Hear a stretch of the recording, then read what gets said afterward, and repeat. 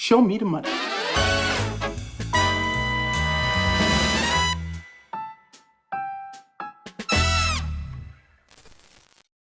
Eu acho interessante que o Stock Pickers ganhou uma conotação ainda mais especial nesse cenário que a gente vive, porque tem muita dúvida, bastante incerteza, pouca resposta. Então quase que está servindo para a gente tirar as nossas dúvidas pessoais toda semana, 100%. né? 100%. Tem sido mais legítimo do que isso, impossível, né? Impossível. A gente, na semana passada, recebeu o Arthur Wichmann, então a gente trouxe o CIO da XP. Isso. E foi interessante observar que, dentre as várias respostas dele, uma delas era que ele não garantia que o dólar realmente continuasse com toda aquela pegada tradicional que todo mundo, né, enxerga como uma reserva de a valor. grande reserva de valor do mundo. Né? Exato. Então, quando o CIO da XP aparece e traz uma declaração como essa, é porque tem muito risco, tem muita volatilidade, ninguém sabe muito bem o que esperar, a gente tem que ir abraçando as grandes cabeças do mercado, entendendo quais são suas teses e escolher uma para montar o nosso portfólio, que nem sempre a gente acerta, muito pelo E contrário. virar cotista de todo mundo também para, né, para facilitar, para automatizar. Sem sombra de dúvida. Mas até com esse ensejo do Henrique, a gente, no episódio de hoje, convidou aqui duas pessoas que são figurinhas repetidas aqui do Stock Picker. A gente faz conteúdo junto há mais de 5 anos. De um lado a gente vai, os dois da mesma casa, né? Da Legacy Capital. De um lado a gente vai receber Felipe Guerra, que foi um dos principais tesoureiros do país e que hoje está à frente da Legacy, que, enfim, a turma cansou de ganhar dinheiro para o banco, foi lá e abriu o fundo, né? E o Jobim, que é um dos principais economistas do Brasil e que trabalha ao lado do Guerra há muitos anos já, justamente faziam essa dupla lá na tesouraria e hoje fazem essa dupla dentro do fundo. Então, pô, queria agradecer a presença de vocês mais uma vez aqui. Obrigado, prazer estar com vocês aqui. Obrigado, Henrique. Obrigado, Lucas. Prazer. Para começar, talvez eu gostaria de fazer uma contextualização, porque hoje eu participei de um comitê de investimento e tem uma discussão interessante. Eu vou começar com o Jobim para contextualizar. A gente tem visto muita gente sair em público para falar que placas tectônicas estruturais do mundo estão se movendo e que possivelmente os próximos 40 anos serão diferentes dos últimos 40. Por que as pessoas falam dos 40 anos? Né? Porque nessas 4 décadas, China e Estados Unidos foram pivôs do crescimento do mundo, com, sei lá, 63% do crescimento do PIB global nesse período, e que talvez isso mude olhando para frente por conta dessas movimentações de placa, né? Eu queria, antes da gente falar do para frente, que talvez você contextualizasse um pouco, Jobim, falando do que foi esses últimos 40 anos e quais foram os principais pilares, só para a gente entender de onde a gente está partindo, né? Quer dizer, nessas últimas décadas, o que foi o mundo e por que ele está mudando? Bom, é um bom ponto aí, e acho que abordar esse assunto, acho que dá um pouco de ideia do que se for verdade essa, digamos assim, essa movimentação de placas tectônicas, né, pode dar ideia do que pode significar para frente. Realmente o que a gente viu aí nesses últimos anos, você falou alguns números que são verdadeiros, né, quer dizer, Estados Unidos e China foram os grandes responsáveis aí pelo crescimento global nessas últimas, eu diria, 4 décadas mesmo. Né? Então a gente viu aí uma apreciação em várias etapas, né, mas muito grande de ativos americanos, né? A gente viu algumas bolhas se formando dentro do mercado americano que acabaram contaminando aí a economia global. Mas os Estados Unidos, eu não tenho o número de cabeça aqui, mas nesses últimos 30 anos ele cresceu a um ritmo entre 2% e 3% por ano, se não até um pouco mais. Então, quer dizer, é um número aí muito robusto, né? E a China nem se fala, né? Quer dizer, era um país que há 30 anos era quase miserável, né? E que ao longo dessas últimas décadas progrediu no plano material de uma maneira incrível. Né? Então, hoje você tem, ela é um país praticamente de renda mediana, né? A despeito aí de sua população, né? Enfim, mais de 1 bilhão de pessoas, né? E a partir da entrada da China na World Trade Organization, né, que foi ali no começo dos anos 2000, a coisa muda um pouco de patamar, né, porque ela cresce com mais velocidade, aumenta a sua industrialização, né, consegue aumentar muito o número de empregos na área industrial e passa a consumir uma quantidade de commodities gigantesca. Então ela incorporou toda a plataforma de produção de aço de alumínio, enfim, de outros materiais, né? E atingiu um nível de riqueza que com uma rapidez que a gente não tinha visto ainda, né? Então, as duas economias, uma se beneficiou muito da outra. Você pode dizer que talvez o canal principal, né? Pô, a China, ela é, digamos assim, com uma economia voltada à exportação. Ela conseguiu, através de, né, contar com mão de obra barata e com, enfim, acesso a esses mercados, ela vendia para os Estados Unidos, vende para os Estados Unidos, que é o maior mercado consumidor do mundo, né? E os Estados Unidos, de alguma forma, se beneficiou dessa produção da China, explorando, né, quer dizer, contando com salários mais baixos nesses outros lugares, que garantia um valor final dos bens mais barato para ela, né? Então, assim, uma consequência, digamos assim, um corolário digamos assim, desse dueto aí que vigorou nesses últimos 30 anos, acabou sendo, aí, claro, não quero aqui oversimplify, né, super simplificar, mas como o esquema envolve, né, você financiar as compras de um país que é muito ávido por consumo e está com um nível de riqueza muito alto pelo preço das ações, enfim, dos ativos de renda variável, dos ativos de real estate, né, nos Estados Unidos, e que permitia esse nível de conta corrente assim tão pujante, né, esse déficit tão grande. Os países, né, China e outros exportadores, iam acumulando ativos, né, emitidos pelos Estados Unidos, né, para financiar esse déficit de conta corrente. Então, acabou gerando-se, né, uma situação em que havia digamos assim, uma compra excessiva de dólar, né, porque você precisa do dólar para fazer as transações comerciais e, no final das contas, você quer, ou você está propenso, né, você topa, digamos assim, e até tem vontade de deter os ativos americanos para financiar esse teu cliente, né? E são ativos que aí estão lastreados numa rule of law aí de décadas, né? Numa economia que cresce muito, né? Uma estabilidade de regras, né? Então, e uma economia que é muito produtiva. Então, você fala nos ativos de bolsa dos Estados Unidos, quer dizer, são empresas que geram um nível de caixa, um nível de produtividade e earnings, né? Quer dizer, diferentemente agora do que a gente viu, por exemplo, naquela bolha de 2001, onde você chegou ali a múltiplos do Nasdaq, que era, dependendo do jeito que você media, era mais do que 200, né? O S&P em si chegou a um PI de 30, né? Agora não, quer dizer, você tem empresas que entregam um resultado muito positivo e que ao longo desses últimos anos todo mundo, quer dizer, você teve investidores institucionais do mundo inteiro e investidores pessoa física, enfim, todo tipo de investidores dispostos a carregar esses ativos, né? Mas gera problemas, né? Quer dizer, gera um problema de superapreciação do dólar, gera um problema das demais economias, principalmente a China, viver dessa exportação e assim, como é que vamos dizer, ela teve méritos nessa história, mas a China também, digamos assim, infringiu várias regras aí do jogo comercial, né, ao longo aí dessas últimas décadas e gerou muito descontentamento e desequilíbrio no sistema. Então agora você tem aí meio que uma ruptura acontecendo, né? Está acontecendo de uma maneira meio desorganizada, a gente não sabe se ela vai se manter, né, nesse nível de desorganização, se o que está acontecendo vai causar uma recessão. Parece que vai, né, porque o que a gente está vendo em termos de incerteza e de desaceleração já é bastante significativo e assim, né, a gente vai explorar isso bastante aqui, você pode ter aí idas e vindas, concessões aí de ambos os lados, mas tem um pedaço do estrago que já foi feito, né? Então, assim, são muitas décadas aí de desbalanceios que estão sendo, não vou dizer corrigidas, né? Quer dizer, você tentar corrigir essas coisas com meio de tarifa não é uma maneira eficiente de você fazer, né? Mas é o caminho que aparentemente está sendo tentado e não tem como você dar um undo nisso aí de uma maneira completa, né? Então a gente está ainda num período de observação para ver como que esse mercado vai se equilibrar.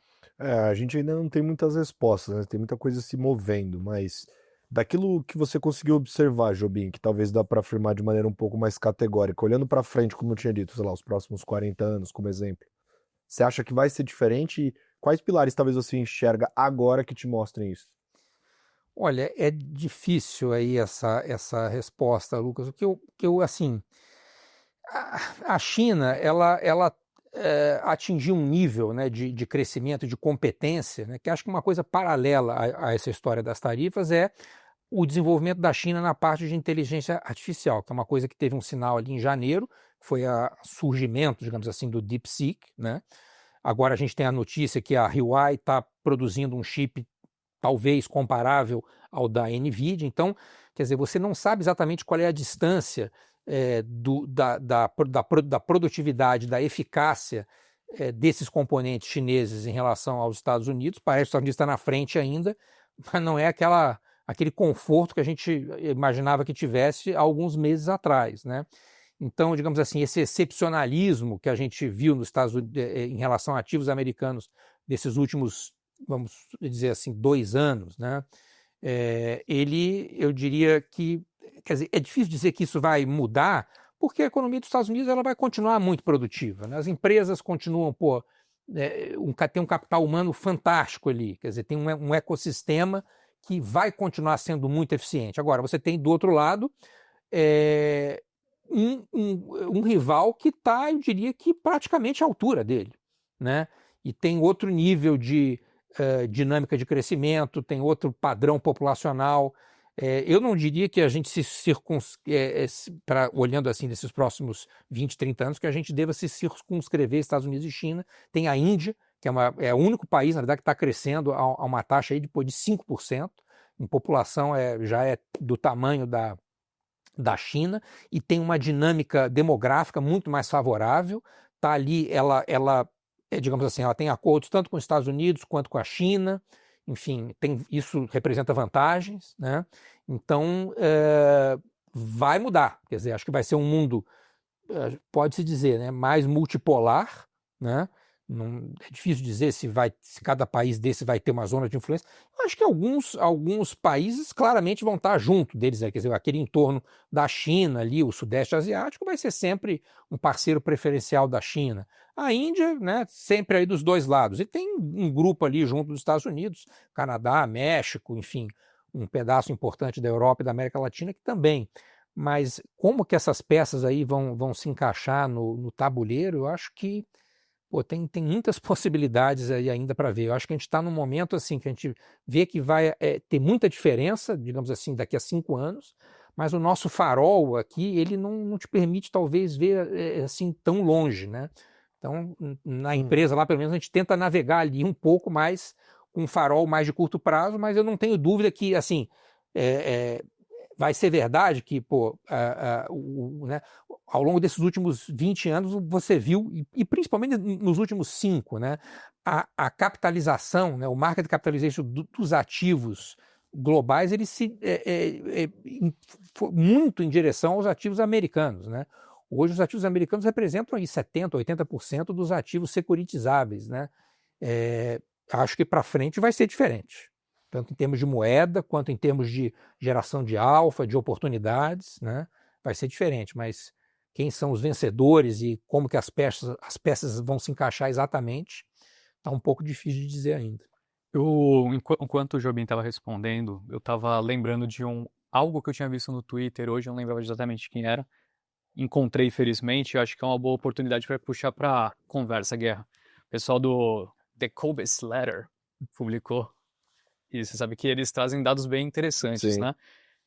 Para a gente falar um pouco da implicação dessas mudanças tão incertas, tem alguns dados que já demonstram como as coisas estão se movimentando. Então, o tweet é o seguinte: os bancos centrais ao redor do mundo estão diversificando suas reservas. A participação de estrangeiros nos treasuries com porcentagem da dívida do governo dos Estados Unidos caiu para cerca de 23%, que é o menor nível em 22 anos.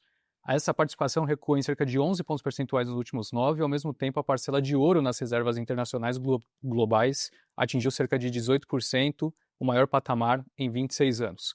Então, você acha que isso já é um pouco do reflexo desse mundo multipolar e todo mundo querendo, de fato, tomar um pouco mais de cuidado quando se trata de ativos americanos dentro dos seus portfólios, Guerra? Sim, acho que o Jobim colocou muito bem aí o histórico, né, e como que a gente está vendo o cenário nesse momento, né, as dificuldades, e que ele colocou bem a questão do farol, né, se você quer enxergar muito longe, com tanta coisa acontecendo ao mesmo tempo, né, tantas mudanças, né, tantas mexidas nessas placas, muita pretensão, né, então o que eu acho que tem várias coisas acontecendo em paralelo, né, que acabam se misturando e culminando nessa visão um pouco anti-dólar que a gente tem visto, né, assim, os Estados Unidos já vem, né, de certa forma, independente do Trump, já vinha numa certa desaceleração cíclica, né, que já vinha com um processo de corte de juros que já havia começado, né, o Fed ali on hold, né, esperando a atividade assentar um pouco mais, a inflação descer um pouco mais para cortar adicionalmente, né, então já havia um dólar ali fazendo meio que um pico, teve outra questão do Trump, colocar as tarifas, o dólar fez um certo movimento, mas mesmo depois que o Trump entrou, teve a realização do trade da eleição, né, após ali o Inauguration Day, você já vê o dólar mais pesado, né? Mesmo colocando com a perspectiva de colocar as tarifas, então você tinha ali uma desaceleração cíclica dos Estados Unidos que provavelmente aconteceria de certa forma, porque o fiscal, nesse momento dos Estados Unidos, é um fiscal que não é tão expansionista como foi nos últimos anos. Nem era possível, né, continuar aquele nível de expansão fiscal que a gente via vendo no pós-pandemia. E aí você tem aí o Trump, né, com essa questão que o Jobim colocou, nessa quebra do rule of law, né, que é um pouco da confiança, né? Os Estados Unidos sempre foi um lugar que foi um porto seguro, né? As treasuries sempre tem o flight to quality, é sempre fortaleza do dólar, fortaleza das treasuries, né? Porque você conhece as regras, né? E você tinha né? As coisas funcionam, né? Você tem o fiduciário dos Estados Unidos era muito bem conhecido, né? Então quando o Trump vem, né, na busca desse rebalanceamento da atividade dos déficits globais, né, com essa questão de tarifas muito agressivas, uma postura contra parceiros históricos, né, de vizinhos, né, ao mesmo tempo, né, você quebra um pouco essa confiança, né, no sistema americano, né, e você acaba se questionando, pô, dá para investir nos Estados Unidos da mesma forma que a gente investiu nos últimos 40 anos, como você colocou? Então acho que gera uma certa perda de confiança nesse momento, por entender para onde que a direção está indo, a velocidade que está indo, né, que acaba também combinando com essa perspectiva de você ter esse ambiente mais anti-dólar, né? Pô, vamos diversificar, ter menos dólar, vamos ter mais ouro, vamos ter mais euro nas reservas, né? E, né, para completar aqui, eu acho que você tem também essa perspectiva de não ser só uma desaceleração cíclica, mas aqui uma desaceleração induzida, de fato, né, com esse conjunto de medidas que vai fazer com que você tenha mais aceleração global, acaba também jogando a atividade mais para baixo, né, e os Estados Unidos, no meio dessa confusão, né, tem um decréscimo de crescimento mais importante. E na busca, né, também pela essa questão do equilíbrio dos déficits, você tem aí a tendência que você tenha um crescimento, né, fazer com que o mundo, né, faça mais fiscal, que o mundo gaste mais, que o mundo compre mais, consuma mais, em detrimento dos Estados Unidos consumir menos, né, gastar menos, fazer menos fiscal, né? Isso é uma parte desse equilíbrio, né? O Trump conseguiu, né, com certo êxito, até fazer com que a Europa, a Alemanha, finalmente fizesse um gasto fiscal, né, coisa que não era feita há muito tempo, né, e interrompendo os gastos dos Estados Unidos com defesa, fazendo com que a própria Europa, né, a própria Alemanha, se você não gastar aí, sem defesa você vai ficar, né? Então você está vendo um gasto bastante relevante, né, em infraestrutura, em defesa, sendo encomendado para os próximos 10 anos na Alemanha, que era coisa que a gente não via há muito tempo. Então, o fato do mundo consumir mais, fazer mais fiscal, em detrimento aos Estados Unidos fazer menos, significa um crescimento um pouco mais homogêneo, né, das economias. Então a gente viu os Estados Unidos crescendo muito mais, as empresas, né, os lucros das empresas dos Estados Unidos cresciam muito, né, e atraía muito capital, mas o país crescia muito também, né, a renda americana crescia muito também. Se você tiver um equilíbrio no qual o mundo começa a crescer um pouco mais próximo do que os Estados Unidos cresce, os Estados Unidos cresce um pouco menos, o mundo cresce um pouco mais, esse delta de diferencial de crescimento faz com que o dólar seja menos forte também. Então você pode ter outras moedas também se fortalecendo nesse processo. Então está acontecendo várias coisas, né? Essa quebra de confiança com relação ao arcabouço americano, essa busca pelo equilíbrio, né, que a gente não acha errado, né? Se você tentar ter déficits menores nos Estados Unidos, déficits um pouco maiores no resto do mundo, também você faz o crescimento global ser um pouco mais sincronizado, também faz com que o dólar fique menos forte, né? Então acho que toda essa somatória, ela faz com que você tenha essa busca de um ambiente que o dólar aparentemente já fez um pico, né? E se ele vai cair muito, cair pouco, vamos ver como é que vai se desenvolver as cenas dos próximos capítulos. A nossa tendência aqui nesse momento é acreditar que o dólar vai continuar se enfraquecendo, né? Obviamente, se a velocidade com que o Trump, né, e a sua administração está buscando esses ajustes, continuar nessa velocidade, que a gente também não acredita, né? Acho que aqui é um pouco de, né, tem o art of the deal, né? Você pede 100 para tentar arrancar aí 30, né? Então, você vai com muita agressividade, aí você começa a ter muitos problemas, você faz um pushback, a coisa começa a acalmar, push forward, vamos arrancar um pouco mais, né? Então, a gente vai ver essas idas e vindas, essa volatilidade, acho que ela veio para ficar.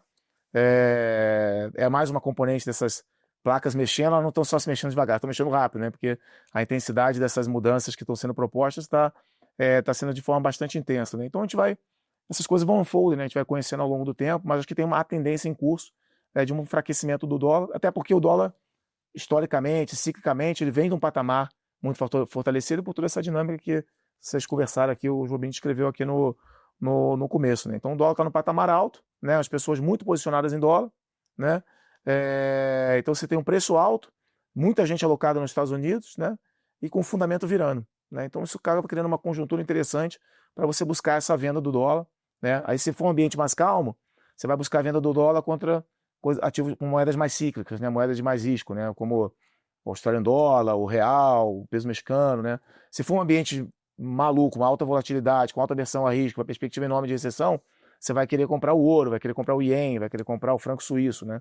Então o mercado tem oscilado, o dólar está sempre fraco, só que às vezes ele está fraco contra as moedas cíclicas, às vezes está fraco, né? Tem sido bastante fraco, às vezes está mais fraco contra as moedas mais de segurança, né? Os hard currencies que a gente chama, né? Então estamos nessa dinâmica, acho que essa dinâmica vai continuar, o que reverteria isso é a gente meio que voltar para o mood de excepcionalismo americano novamente, mas eu acho que com essa quebra da confiança, né, com essa busca pelo reequilíbrio do déficit, né, que é uma agenda intensa, né? Você vê o secretário do Tesouro americano dar entrevista 2 vezes por dia, inclusive no fim de semana, né, e ele fala sobre esse assunto do rebalanceamento, super agressivo com relação à China, né? Então algo que essa administração ela vai buscar, talvez com vários pushbacks e push-forwards aqui, mas parece que a direção é essa direção que a gente está vendo. Eu achei interessante esse fim porque ele casa um pouco com o que era aquela conversa no início da guerra entre Rússia e Ucrânia. Se você parar para se recordar daquele momento também bem único, as pessoas falavam: a guerra pode acabar mês que vem, porém as pessoas não vão ter mais a segurança de depender dos russos, vão ter que buscar outras matrizes energéticas. Parece um pouco esse caso, né? As pessoas podem não sentir tanta confiança, mesmo que tudo volte ao normal, em estar exposto aos Estados Unidos e, enfim, claro que o cenário é muito mais conturbado durante uma guerra. A gente está falando de um movimento que todos os gestores ao redor do mundo, as pessoas, acabam dependendo de uma decisão de um pequeno grupo norte-americano, e quando vem um grupo um pouco mais radical, como a gente está vendo o Trump tomar essas medidas, naturalmente causa ansiedade no mercado de maneira geral.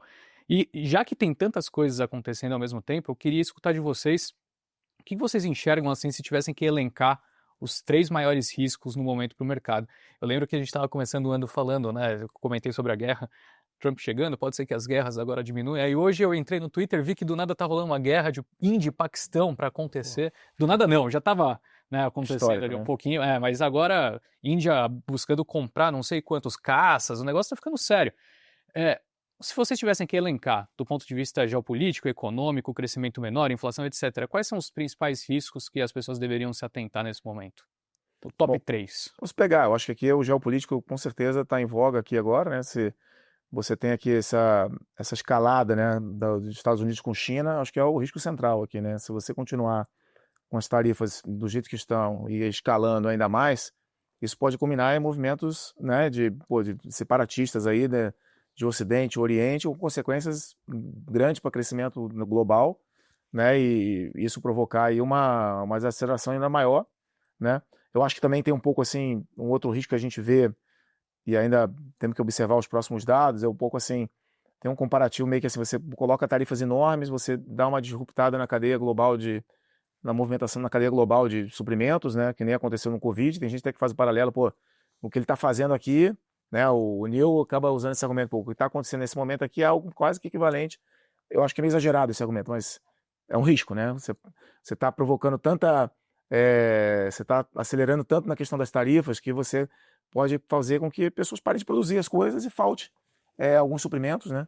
Porque não é mais viável com esse nível de tarifa, você tira investimento, você tem menos produção, menos oferta, o preço sobe, né? E tem uma disputa global por esses ativos, né? E aí você tem a questão de ter menos crescimento e muita inflação, né? E aí você está num cenário de stagflation global, uma coisa... Então tem um risco aqui de errar muito a mão, né? Se não tem uma reversão dessas tarifas meio que rapidamente, né? Você pode combinar com uma disrupção em alguns certos produtos, pegar algum setor importante, como uma cadeia de automóveis, né? E ter alguma disrupção nesse sentido, né? Agora, um terceiro risco aqui, aí tem, né, as coisas assim, né, pô, escalar a China e Estados Unidos, a China ir para cima de Taiwan, aí eu acho que é o Deus nos acuda, né, porque, pô, se a China for para cima de Taiwan, né, aí acho que a bolsa é outro preço completamente diferente do que a gente está vendo aqui, não é tá longe de estar um cenário base aqui, isso, mas né, tem sempre essa tensão no ar aí com relação a esse conflito de China com os Estados Unidos, né. Acho que um pouco nessa dinâmica, né? Se eu puder complementar, nessa parte aí de geopolítica, né? Acho que só uma consequência desse mundo. Quer dizer, os Estados Unidos ele está claramente em recolhimento, né? Ele, durante décadas, né, ele adotou uma política de enfim, ser a polícia do mundo e acho que mais do que isso, né? Ele tentava projetar a sua força doméstica através desses vetores externos. Então, toda a ação no Oriente Médio, no Sudeste Asiático, no Kosovo, enfim, dentro da Europa, ao longo desses últimos 30 anos, foram interesses americanos, né, que dentro ali das componentes do Estado americano. Aí você pode incluir o Pentágono, a indústria de defesa, a área de inteligência, quer dizer, são pedaços, né, que o pessoal chama de deep state, que tem, na verdade, interesses em projetar e manter a força dos Estados Unidos nesses vetores, digamos assim, externos. Isso agora está em franco recolhimento. E quando você recolhe, então, essa força, você tem economias grandes como Índia, Rússia, China, que, enfim, têm os seus próprios interesses e agora se sentem muito mais à vontade para, enfim, contestar o que o seu vizinho está fazendo ou projetar a sua própria força doméstica para o seu entorno, que é o que está acontecendo um pouco agora, né? A Rússia, enfim, com a Ucrânia ali na Europa, a Europa vai ter que se virar meio que só. A gente sabe que no fundo não é sozinha, mas um pedaço grande vai ter que ser sozinha. Tem esse conflito aí da Índia com o Paquistão, que é uma coisa aí já muito antiga, né, que vem desde lá da independência dos dois países, ali no meio do século XX. E, óbvio, né, China e Taiwan. Então, assim, é um ambiente muito mais perigoso. Aí. Tem um outro risco aqui que acho que é um pouco da questão fiscal também, americana, né, que com essa quebra de confiança provocado, né, por essas medidas, né, essa aversão aos Estados Unidos, né, existe uma necessidade de financiar esse déficit enorme, né? Então, se a gente tinha uma expectativa inicial na Legacy que o Dodge poderia ter frutos melhores, né, e o Dodge está se mostrando que vai ter muito menos impacto, né, do que a gente imaginava originalmente, né? A gente era até mais otimista que o mercado, e no final acho que isso aí é uma coisa que o mercado acertou até mais, porque no final aquele target, né, de 2 trilhões está virando algo como 100 a 200 bi, né, com impacto muito menor. E a necessidade de você financiar esse déficit com menos compradores deixa uma vulnerabilidade muito grande na curva longa americana, né? Então, qualquer movimento que o governo fizer de precisar fazer mais gasto, né, errar a mão em alguma medida aí de corte de imposto, etc., pode acontecer um fenômeno parecido com o que aconteceu na Inglaterra, que aconteceu no Brasil no final do ano passado, né? Que é uma rasgada na curva longa de juros que acaba tendo um efeito para o mercado muito importante, né? Que é a queda do preço generalizado dos ativos, né? Que a parte longa da curva americana é um termômetro para definir, né, um pouco a questão dos ativos. Então acho que né, estamos num campo minado aqui, assim, tem bastante risco nesse momento aqui no ar aí. Nesse ambiente geopolítico especificamente, vocês comentando aqui, me parece que, assim, eu não queria até ouvir a opinião de vocês, porque eu sei que é difícil esse assunto pra caramba, mas mega incerto, né? Tem gente que fala que Estados Unidos e China vão se explodir, tem gente que acha que não, mas se fala muito sobre a proxy war, né? Que é você justamente, de repente, financiar um determinado país, etc., ou fortalecer aquele país para ele entrar em guerra com outro país que está sendo financiado pelo outro lado, né? Que, obviamente, as duas potências do mundo, China e Estados Unidos. Será que a gente pode entrar num embate dessa forma? Ou seja, a guerra está constituída, só que não diretamente entre as duas grandes potências, e Trump, que prometia na campanha que o mundo ia ficar, do ponto de vista geopolítico, mais calmo, até do ponto de vista de economia, isso muda? Será que escala para esse lado? Assim, como é que vocês observam? Até porque, falando da administração especificamente, eu lembro que o mercado era muito otimista com essa administração, e o que eu vejo agora é o contrário, assim, eu só escuto crítica, só escuto reclamações em relação à abordagem, a forma que... despreparo, já escutei várias vezes o termo despreparo em reuniões de investimento, enfim.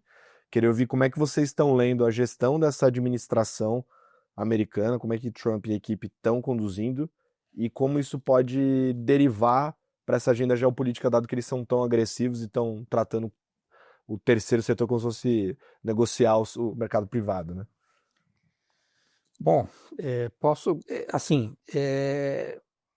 eu acho que realmente está aquém do que se esperava, né? Quer dizer, eu digo o comportamento do governo, né? Porque tem ali quem decide é o Trump, né? Então tem ali alguns polos de bom senso, né? O Bessent, eu acho que é o principal deles.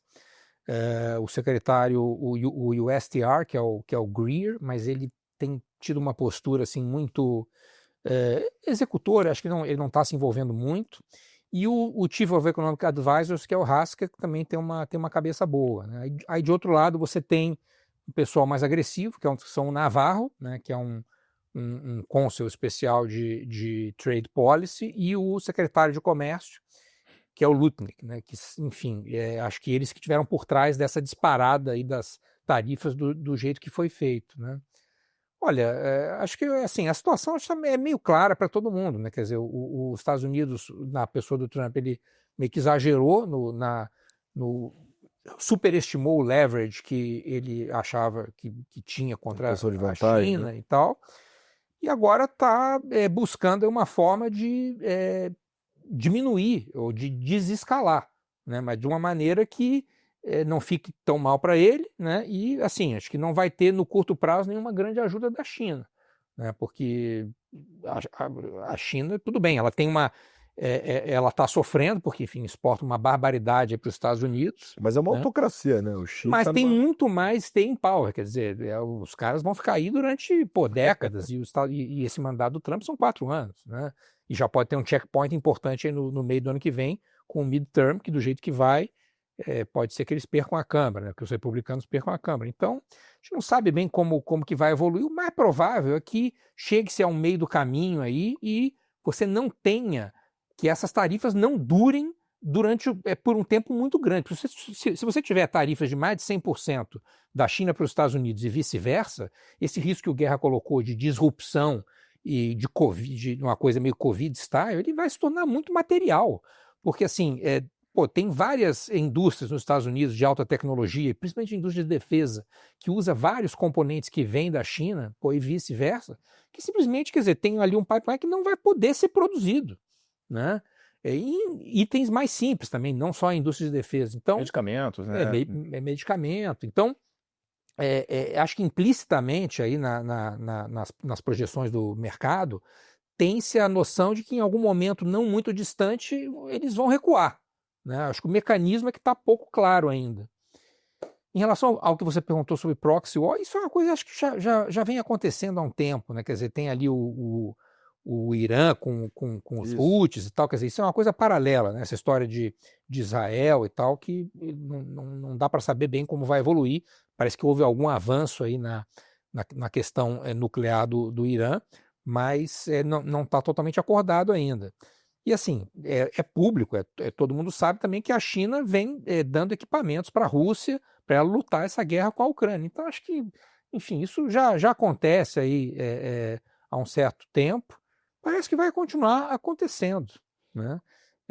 Mas assim, acho que a gente tem que separar um pouco, assim, quer dizer, esses eventos geopolíticos, salvo quando eles são muito intensos e inesperados, como foi o começo da guerra contra a Ucrânia, eles não têm sido market movers, assim, em termos de preço, né? Então, ali em 2022, quando começou a guerra, o petróleo foi para mais de $100 e tal, mas de lá para cá, pô, é triste, né? Quer dizer, em termos humanos é um desastre, né? Tem milhares, centenas de milhares de pessoas morrendo, mas para preços de ativo, isso não tem tido uma importância tão grande assim.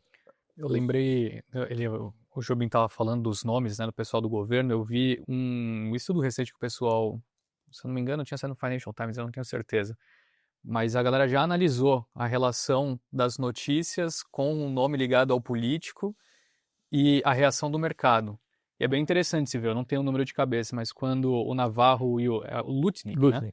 Quando eles falam, tem uma barra gigantesca para baixo, e quando o Bessent fala para cima. Então, me fez até recordar um pouco na época do Bolsonaro, se não me engano. Era o Ciro Nogueira falando de um lado e o Guedes do outro, né? E acontecia coisas parecidas.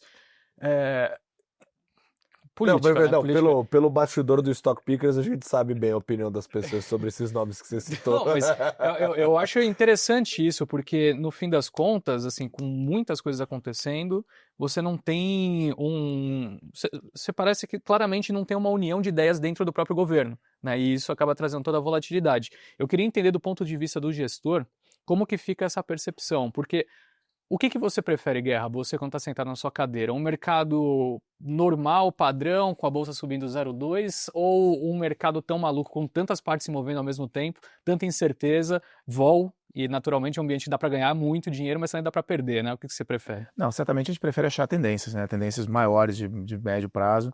Você consegue ganhar muito mais dinheiro do que numa volatilidade maluca, assim, que, né, com alta imprevisibilidade. O mercado odeia a incerteza, a verdade é essa. O pessoal fala que a volatilidade é boa e tal, mas quando você tem muita certeza, pode ver que geralmente os ativos performam mal, né? E tanto o pessoal, você pegar esse episódio agora recente, quem estava otimista com o governo Trump foi estopado, e quem ficou pessimista demais também já foi estopado também, porque a bolsa subiu aí uma barbaridade nos últimos dias, né? E ele só fez um movimento de um retrocesso, adiou as tarifas, ele nem cancelou, e o mercado subiu, né, uma barbaridade. Então, assim, nesse ambiente você mata tanto o pessimista como o otimista, né?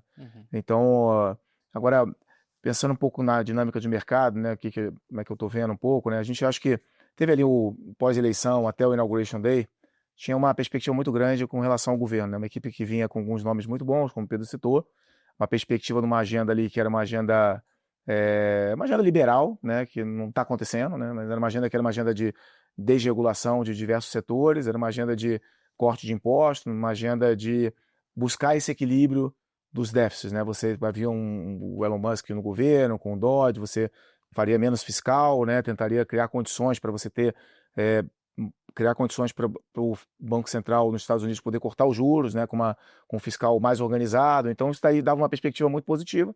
Acho que isso aí combinou com que a Bolsa Americana foi subindo até a inauguração, né? Até o Inauguration Day. O dólar foi ficando forte, né? Então tinha um momento ali, final do ano, só que a gente mais gostava era comprar as techs e comprar dólar, né? Era um trade ali que mais ou menos estava relativamente fácil ali no final na pós-eleição, né? Que era o dólar forte, que vai vir tarifa, vai vir essa busca pelo reequilíbrio, né?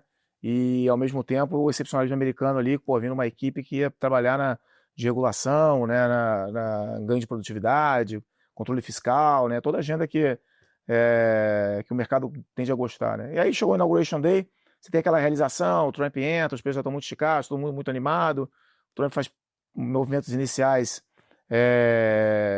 que acabam, né, surpreendendo, né? Ele vai contra o Canadá e contra o México logo na largada, então já dá uma assustada no mercado, tarifas ali, né, fentanil, elevadas, né, para começo de conversa.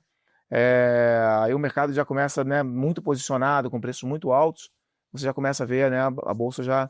Ainda teve o episódio do DeepSeek, que vocês comentaram aqui no começo, né, que talvez uma China mais bem posicionada no AI do que se imaginava, mas nada também tão disruptivo assim para ser mas juntando com o mercado muito posicionado em tech, muito alocado, né, acho que tem aquela correção, né, e aí tem o tal Liberation Day, que tinha muita discussão, né, como é que vai ser a tarifa, qual o tamanho, a gente fazia contas, né, se mais ou menos ali a taxa efetiva foi entre 10% e 15%, vai ter um PIB ali entre 0,5% e 1%, né? Então, o mercado dá para conviver com isso no curto prazo, né?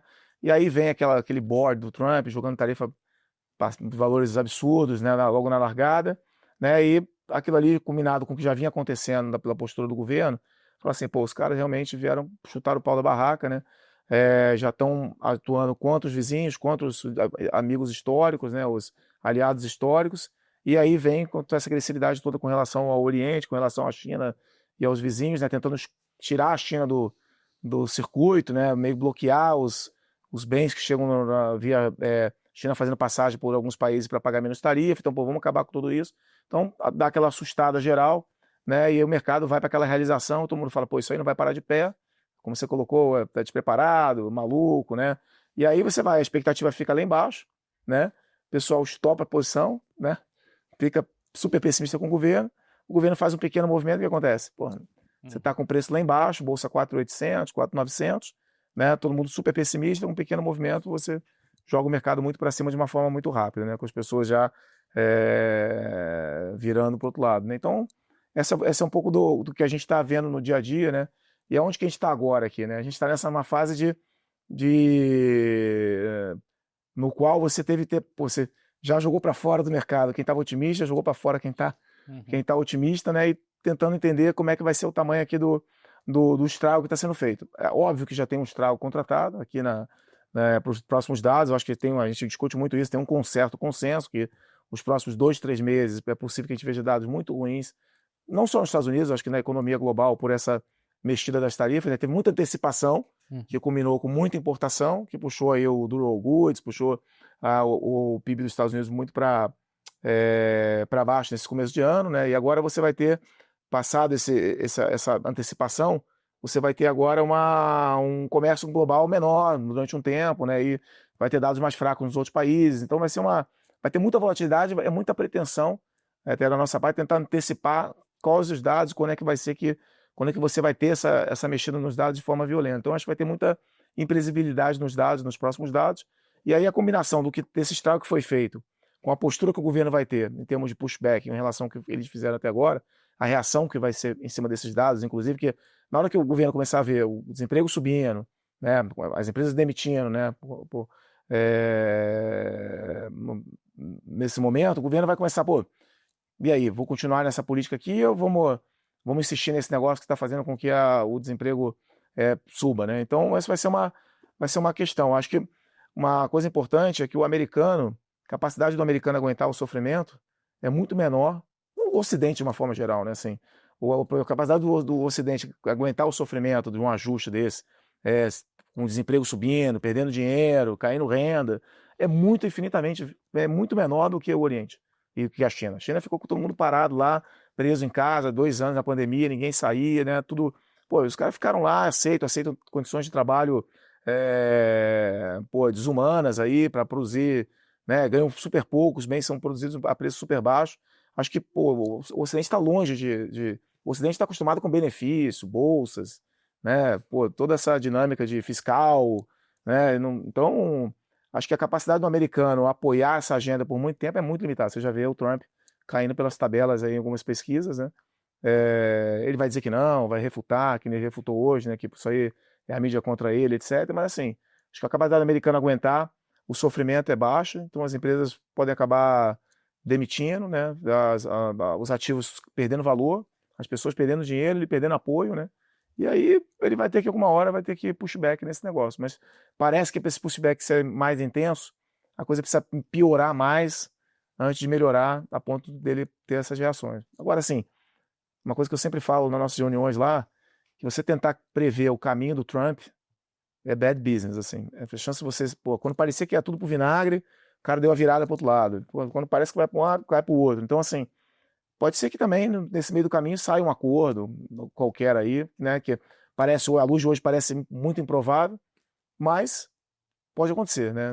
Se tratando do Trump e dessa equipe aí, pode acontecer algum acordo com a China de alguma hora para outra e o pessoal muito pessimista, né? E os ativos reagindo. Então acho que a gente está num ambiente agora de bastante incerteza.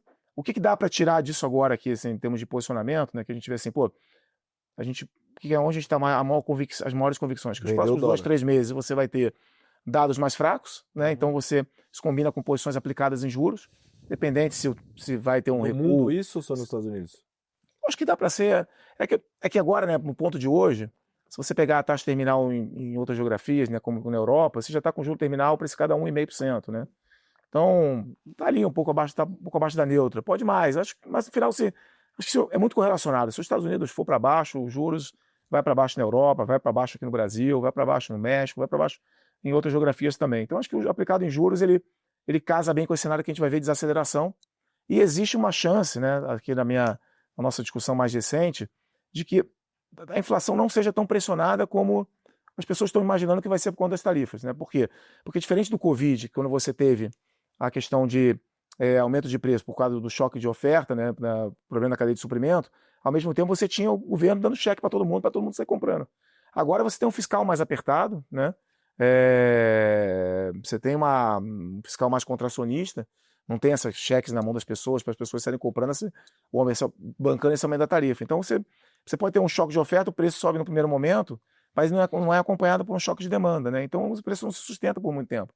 Então tem o risco da inflação acabar sendo bem menor do que as pessoas estão colocando nos modelos, porque você tem substituição, né? Você tem compressão de margem das empresas, podem assimilar um pouco dessa alta das tarifas, né? E as pessoas podem não comprar, né? E aí o preço fica não se sustentar muito. Então no final você pode ter uma atividade desacelerando, com a inflação sendo menor do que as pessoas estão imaginando. Então isso é muito bom para posições aplicadas em juros, né? Então esse acho que seria um tema, a desaceleração nos próximos 2, 3 meses, combinando com essa posição aplicada em juros. O outro tema, que eu acho que é um tema mais difícil de medir, mas é um tema que está funcionando, é esse tema da repatriação, esse tema que você tinha levantado das reservas, né? Diversificação de reservas, diversificação de ativos, repatriação, fazer hedge de posições internacionais, né? O pessoal está muito posicionado nos Estados Unidos, por que eu não protejo um pouco, trago um pouco para minha moeda? Eu continuo lá comprado na Microsoft, comprado na Meta, né? Na Amazon, mas eu vou ficar comprado na minha moeda local. Então eu faço hedge para euro, faço hedge para reais, no caso do brasileiro, né? Então esse movimento de repatriação, acho que é um movimento que ele já começou a acontecer, né? Então a gente vê um euro mais forte, você vê o ouro, como você citou, mais forte, você vê o real se fortalecendo também.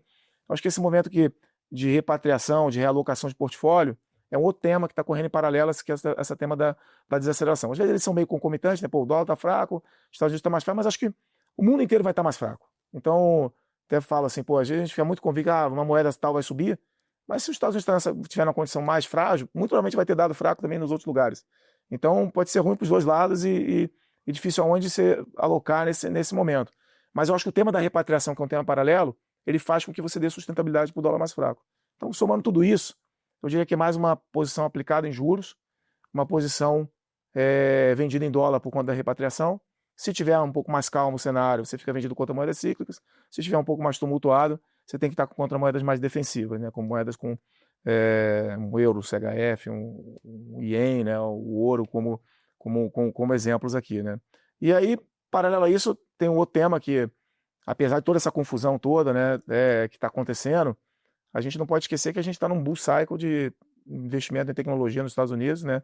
O desenvolvimento da AI ele não mudou nada por conta dessa confusão, continua todo vapor, né? A gente vê muito pouco anedótico de problema nas empresas, os lucros continuam crescendo, as demandas por semicondutores está gigantesca, a demanda por computação está gigantesca, esse negócio ainda tem utilização de cloud, não tem nenhum problema. Então, assim, a gente ainda vê um fundamento muito sólido nesse setor, né? Então, eu acho que isso ainda dá uma sustentação para a Bolsa, para um cenário que você não tem nada muito grave no crescimento, assim, né? Então, você pode ter uma recessão, mas isso não quer dizer que os plays de inteligência artificial não vão ser boas apostas, né? Você pode ter a Bolsa meio parada ou caindo e tendo alfa gerando contra a tecnologia versus o S&P ou versus o MSCI Global, eu acho que pode funcionar bem. Então, são posições que a gente gosta, né? Então, a gente tem uma carteira de ações ligadas à tecnologia, totalmente redeada nesse momento, no MSCI Global, né?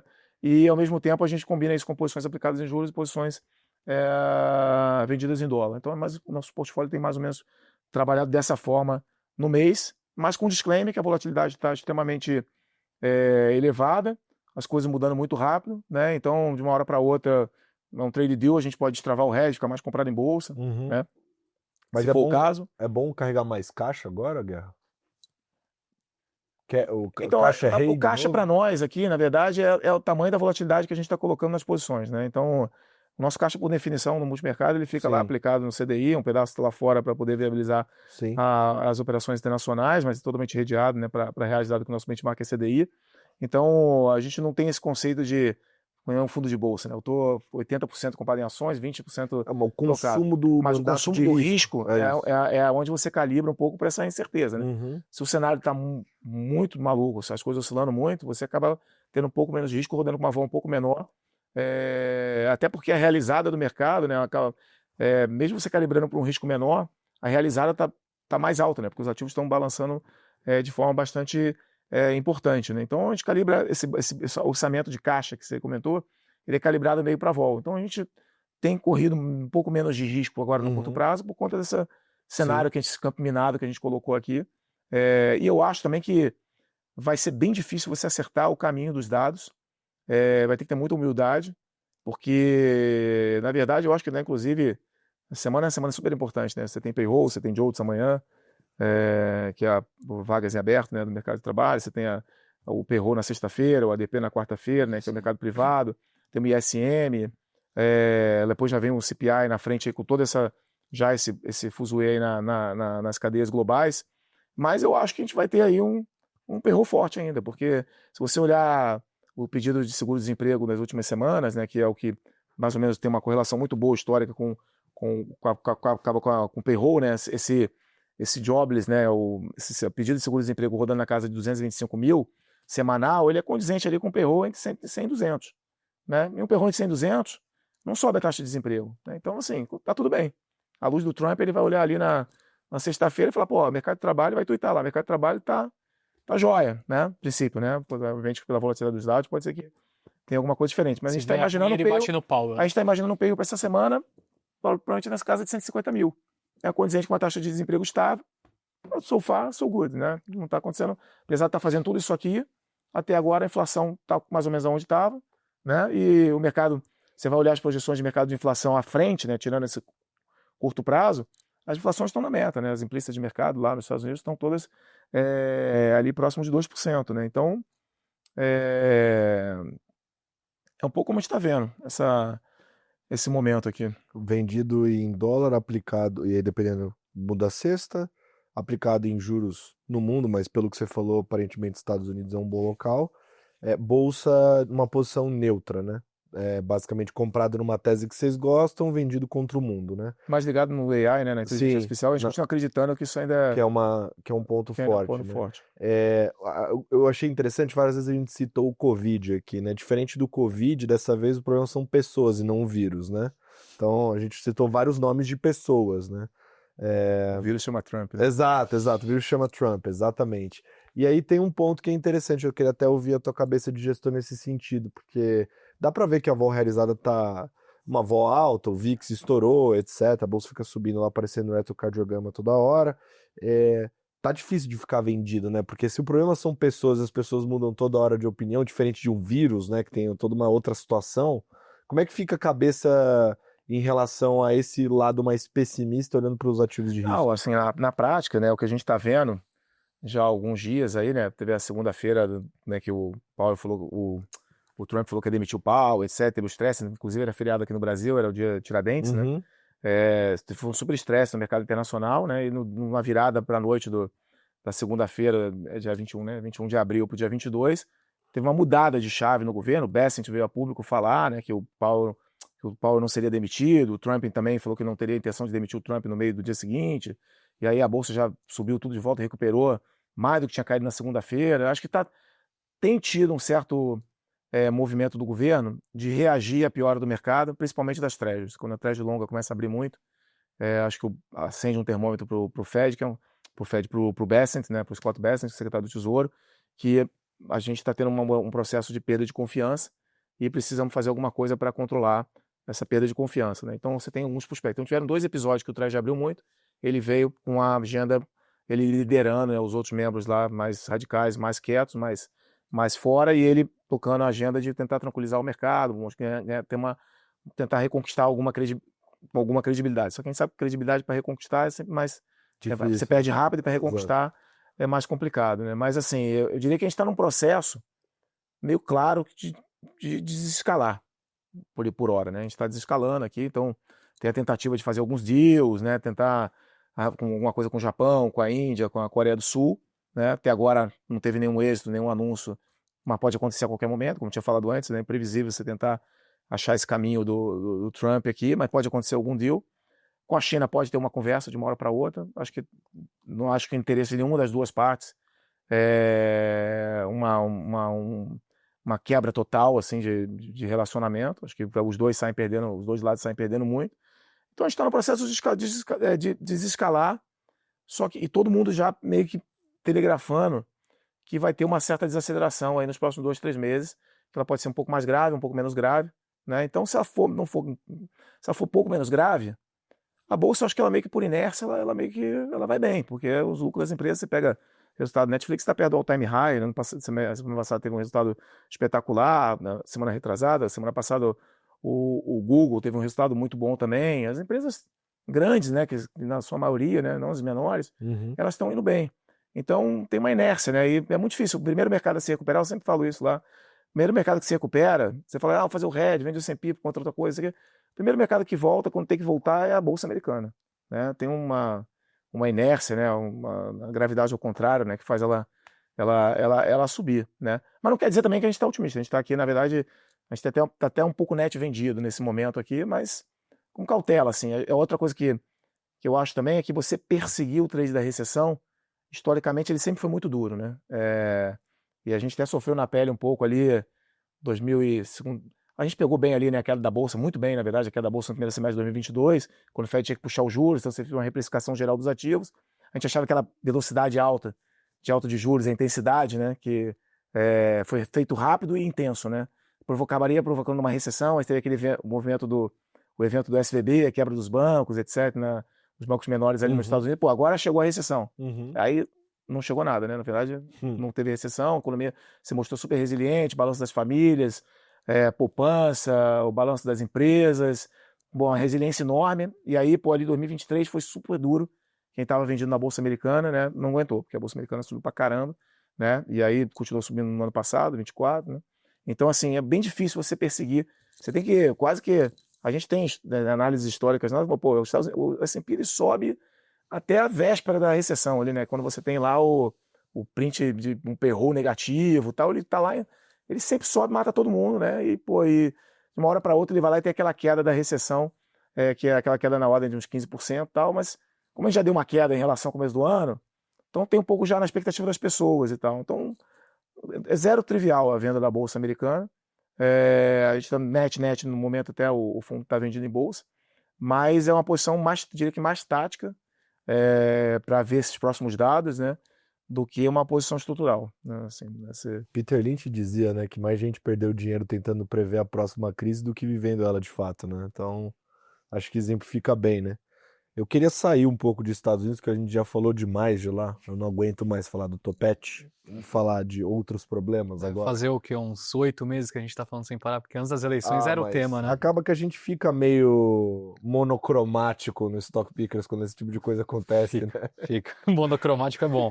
Só laranja. Em vez de monotemático, monocromático. Ficamos apenas laranjas durante um período. Mas, bom, vamos mudar aqui de problema. Vamos falar de Brasil agora. Bora. Eu acho que é outro problema. Porque, sinceramente, com todo respeito, né, Europa... Eu não vou entrar nesse assunto, cara, com todo respeito. Nem Hoje tem luz, até no né? comitê discutir... nem teve... Os caras estão até sem luz. Portugal tá até sem luz. Mas hoje a galera discutiu, assim, a gente tá... lá Falaram até que eram os russos, né? Pô, Não dá pra descartar isso. Foi o meu primeiro pensamento. Assim.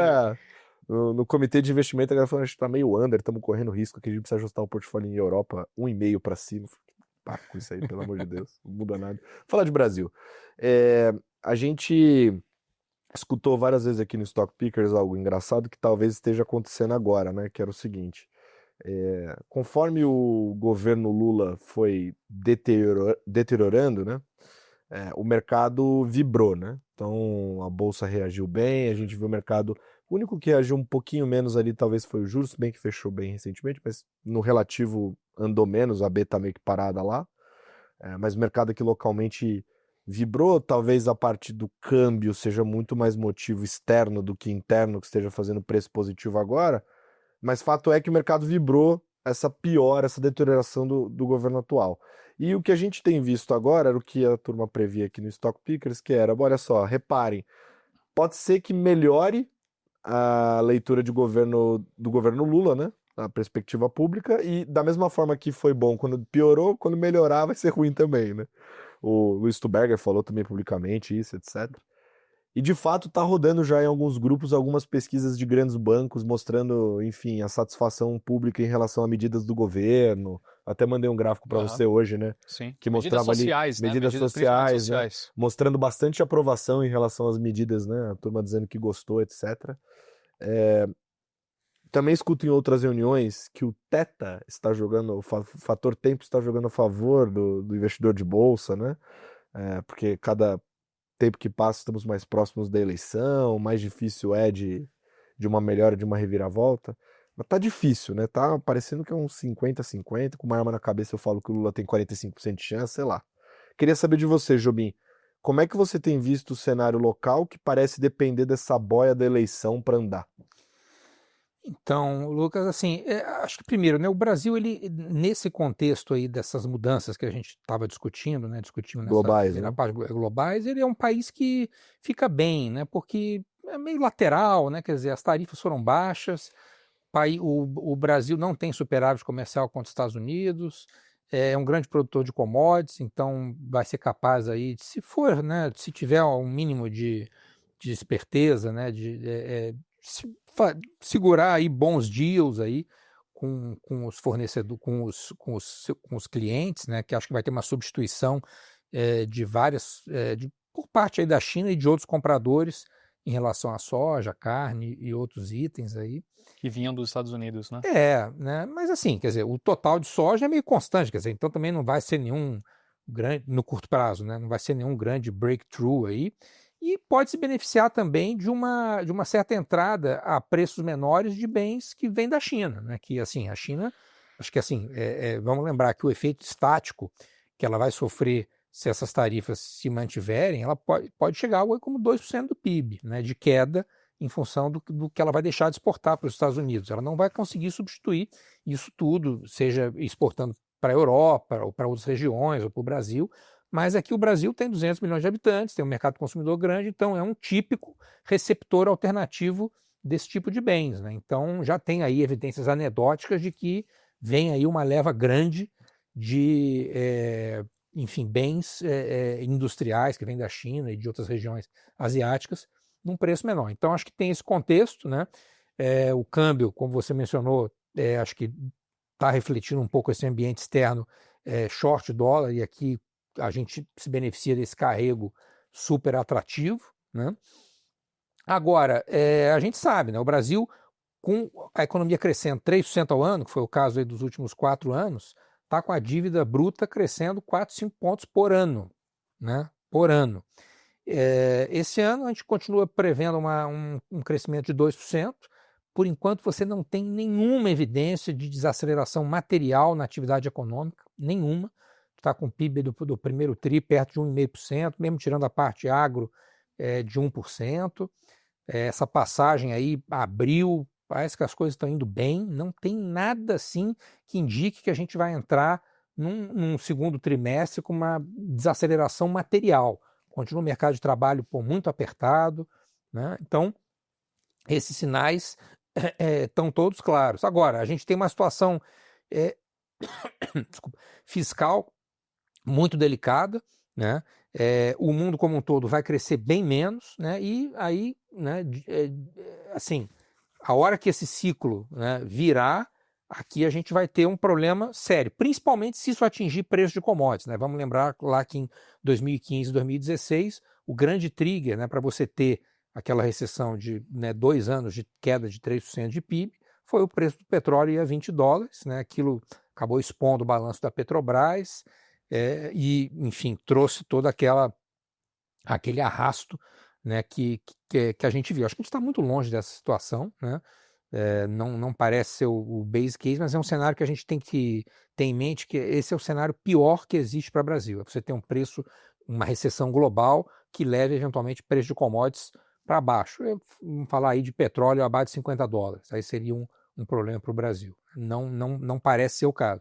Agora, independentemente disso, a gente vai ter, vamos supor que esse ano vai crescer 2%, ano que vem menos do que isso. Se a gente não entrar numa grande recessão global, vai crescer, vamos supor, 1%, quer dizer, também ainda não é o fim do mundo, mas aí a gente sabe que em 2027, seja quem estiver lá, vai ter que fazer um ajuste fiscal muito grande, vai ter que ser em várias frentes, né? Quer dizer, se a coisa for feita de forma responsável e adressando, né, as necessidades, você vai ter que fazer uma nova reforma da Previdência, você vai ter que limitar ou parar de perceber ganhos reais no salário mínimo, você vai ter que fazer uma reforma administrativa, você vai ter que eliminar gastos tributários que cresceram enormemente, né, principalmente ao longo dos primeiros governos do PT, né? Vai ser possível fazer isso tudo ao mesmo tempo? Talvez, se for um governo, né, com enfim, do extremo ideológico oposto ao que se encontra hoje, acho que um conjunto bom de medidas vai poder ser feito, né? Acho que se chegar lá, vai ser um governo que vai contar com algum apoio popular e um apoio no Congresso para fazer ali nos 2 primeiros anos um efeito grande na parte fiscal. Agora, vai ser uma coisa dolorosa, né? Você vai ter que confrontar aí grupos de interesse, limitar gastos, enfim, gastos sociais, é inevitável, por mais difícil que isso seja, né? Porque o que o governo fez até aqui foi contar aí com um aumento de impostos, né? Então ali havia um ganho de arrecadação possível de ser feito, contou ainda com um ciclo favorável aí de Brasil, mas, assim, falando assim bem diretamente, quer dizer, se eventualmente a gente tiver a repetição desse governo, se o Lula ficar mais 4 anos, se o PT ficar mais 4 anos, a gente vai caminhar para algum tipo de argentinização, eu acho, porque não vai ser assim, eles vão ser capazes de fazer esse tipo de ajuste? Acho difícil. Então você vai trabalhar, e se você não faz, você vai trabalhar com nível de inflação, a esse nível de inflação que a gente está vendo, que esse ano até vai ser um pouco melhor, a gente tinha um número mais próximo a 6, agora estamos ali com um número um pouco abaixo de 5,5, né? Parece que o pico da inflação já passou, mas se você tiver lá na frente a percepção que o ajuste não vai ser feito, esse nível vai meio que se perenizar. Só que ele não se pereniza, né? Ele, né, fica ali em 6, depois escapa para mais alto e pior, o Banco Central vai ter que ficar com juro alto, né? Então, hoje ele está aí 14,25, parece que vai subir mais uma vez, né? Não sei se para 14,75 ou 14,5, mas está claro que, né, estamos caminhando aí para o último ajuste de juros, mas e aí, vai ser possível reduzir? Talvez esse ano eu consiga reduzir um pouco, mas trabalhar com juro no Brasil menor do que 11%, né, até você ter um desenlace do que vai ser feito a partir de 2027, parece bem difícil. Então, aí se você tem, 2027, vai ser feito o ajuste, beleza, quer dizer, reformas, privatizações, aí sim você pode trabalhar com um nível de juro mais baixo. Agora, se você não ataca isso de frente, você vai ter um juro que vai perenizar um gasto nominal gigantesco, né? Então, quer dizer, o gasto com juros só esse ano ele está perto aí de 7% do PIB, 7, 8% do PIB, quer dizer, um gasto enorme, todo com base em juros. Então, se você não oferece um horizonte para isso se interromper, acho que a gente fica inviável, né? Então, a gente está ali numa situação que vai ser ali binária, né, no meio do ano que vem, está muito cedo, né, porque agora, esses próximos 6 meses, o que vai acontecer de importante está lá fora, né? A gente discutiu aqui várias coisas que a gente nem tem certeza exata do que vão acontecer, mas são tendências que parecem verdadeiras, né? Dólar para baixo, juro um pouco para baixo, mas nada a ver com a eleição de Brasil, e acho que só ano que vem mesmo para a gente ter uma ideia melhor de como que isso aí vai caminhar. Olhando de hoje, né, em termos de popularidade, você falou de popularidade, o governo é um governo impopular, né? Acho que é um fenômeno que não é só brasileiro isso, né? Quer dizer, você vê assim o governo Biden, né? Ele entregou o país com um desemprego de 4, inflação de 2, quase de 2, quer dizer, isso é quase o CNTP, né? Não tem nada melhor do que isso, né? Então, historicamente, isso teria sido suficiente para ele não podia se reeleger, mas ele podia eleger até podia, né? Quem sabe, né? Mas não, ele teria sido capaz pela economia de eleger a sucessora e não foi, né? E mesmo no Brasil, quer dizer, esse nível de inflação próximo a 6 e desemprego próximo a 6 é um nível de índice de miséria, né, que é essa soma de desemprego e inflação, que para o Brasil é baixo, que estaria associado historicamente a uma popularidade bem maior do governo, que não existe mais. Então, quer dizer, hoje a coisa não é só com base na economia, tem a ver com valores, tem a ver com comportamentos, né, as pessoas... E mesmo dentro da economia, as pessoas acham que querem mais, quer dizer, claro que tem sempre aqui no Brasil tem um grupo que depende do apoio social, né? Mas muita gente já não depende, quer dizer, tem o seu Uber, enfim, tem a sua pequena empresa, quer menos imposto, quer menos apurrinhação por parte do governo, e esse governo não consegue. Mais segurança.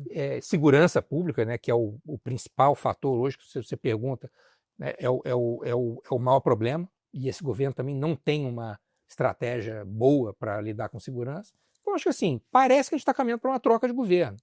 Mas está muito cedo, né? Está muito cedo e muita coisa vai acontecer. Perfeito.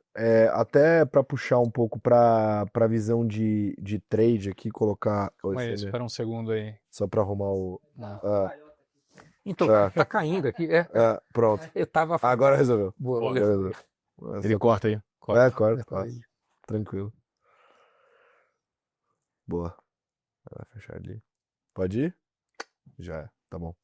Bom, eu ia falar até da visão de trade, acho que a visão ficou razoavelmente clara, né? Mas eu tenho hoje acesso a um nível de informação que eu não tinha anteriormente, né? E claramente eu vou usar a favor da nossa audiência. Porra, usar com sabedoria, hein? Cuidado. Eu vi muito... Não, com sabedoria. Sem citar nomes eu posso, né? Mas eu vejo bastante fluxo hoje, né? Inclusive eu vejo o tipo de trade, etc, né? Não vou ficar entrando no detalhe aqui, mas... muita gente já começou a tradear a eleição, já começou a negociar a eleição, né? Só que sem gastar caixa, né? Utilizando instrumentos de derivativo para comprar a bolsa no futuro, né?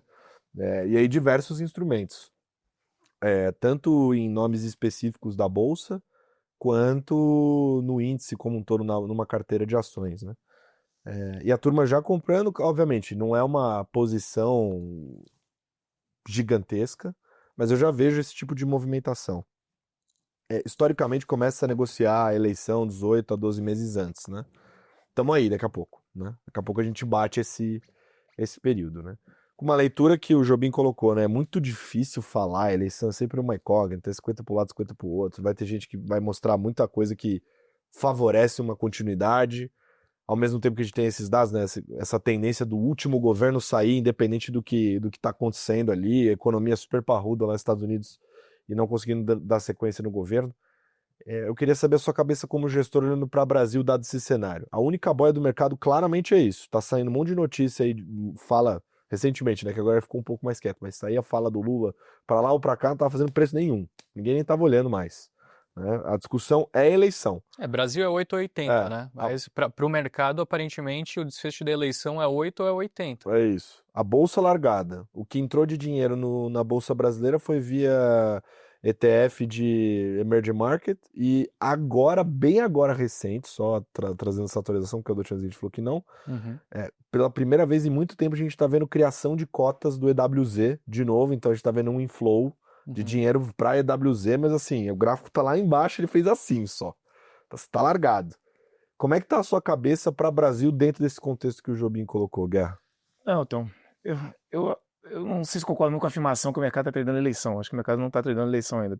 Pode ter um ou outro cara que se posicionou com relação a isso, né, e fez alguma posição. Fazendo a fezinha. Eu acho que a gente está tradando muito externo, na verdade, né? Assim, acho que essa criação do EWZ que você está vendo na margem, acho que é uma realocação de portfólio. Você pode ver que as bolsas emergentes, elas estão subindo, a bolsa europeia está subindo, muito como vetor de saída de dinheiro dos Estados Unidos, como compra desses ativos. Como a liquidez desses mercados brasileiro, mexicano, né, europeu, é muito menor do que a liquidez do mercado americano, um pequeno movimento de fluxo faz um enorme impacto aqui, né? Então, é verdade que tem essa esperança, né? Como sempre tem, toda eleição existe a esperança e tudo, e dessa vez talvez a esperança, como o Pedro colocou, esteja mais forte, né? Por esse sentimento que ele descreveu. Eu acho que ainda está muito cedo para você fazer uma aposta de eleição com essas placas tectônicas todas mexendo aí, você não aguenta chegar lá com esse stage de eleição. Então acho que está muito distante. Eu diria que é mais um negócio para o final do ano. Agora, obviamente, ninguém quer perder, né? Se você tiver uma troca de governo, mudar totalmente a agenda, uma agenda mais liberal, né? Uma agenda mais responsável do ponto de vista fiscal, com mais credibilidade, né, pode ser uma virada de governo que pode durar aí no mínimo 8 anos, né? Então a gente pode estar falando de um ciclo aí de 12 anos, 16 anos, né? Então pode ser uma virada muito importante. Então, até porque, né, o presidente está ficando mais velho, então, né, você vai ter novos atores aí para frente e cria-se uma perspectiva de uma mudança bem relevante, né? Então acho que as pessoas não querem perder esse movimento, então tem todo o interesse. A gente recebe alguns estrangeiros, né, recorrentemente na Legacy, fala assim, pô, o Brasil pode ser a nova crise da Argentina, né? Pode vir um novo Milei aí, não quero perder e tal, mas a gente sente que as pessoas não estão posicionadas para isso ainda, né? Porque está longe, tem muita coisa acontecendo, né? Até porque se tiver uma recessão global, tiver uma queda de commodities, o cenário, independente de quem vai ser o presidente, é muito ruim para o Brasil, né? Então a necessidade de ajuste fiscal ela é muito maior. Então, depender do cenário externo, né, do quão grave pode ser essa desaceleração global, pode se delinear um cenário negativo para o Brasil. A gente acha que, na verdade, na nossa visão, agora olhando um pouco aqui mais no curto prazo, o cenário tem favorecido o Brasil, né? Porque você tem tido esse ambiente aí de dólar mais fraco, uma perspectiva de corte de juros por parte dos bancos centrais, uma perspectiva de que o Fed volte a cortar, né? O mercado hoje precifica na cor americana quase 100 vezes de corte para um ano, né? Então, assim, se o Fed cortar os juros, provavelmente aqui o ciclo interrompeu e o mercado vai precificar cortes razoáveis na nossa curva aqui, né? Se o Fed for capaz de cortar tudo que está na curva, a gente estava discutindo ainda há pouco, o Brasil vai acabar cortando juros também, né? E em algum momento, talvez no segundo semestre. Mas eu acho que a gente está mais nesse landscape global, atuando mais como ponto de vista global, montando posições, juntando as características do Brasil com o internacional, do que fazendo um play agora para a eleição em si, né? Então, acho que o Brasil, o Pedro colocou, acho que talvez o maior ativo que o Brasil tenha hoje seja o juro, o carry, né? Então, uma moeda no ambiente de dólar fraco, diversificação de reserva, né? De realocação de portfólio, o Brasil tem a oportunidade do cara vir aqui vender o dólar para um mês, ganhar 15%, né? Menos o cupom cambial, tal, tem um retorno implícito, né? Bastante relevante vis-à-vis aonde estão as taxas de juros globais hoje em dia. Uma volatilidade até, de certa forma, contida, né? A volatilidade do real não está muito diferente da volatilidade histórica, que é uma volatilidade de 14%, 15%, né?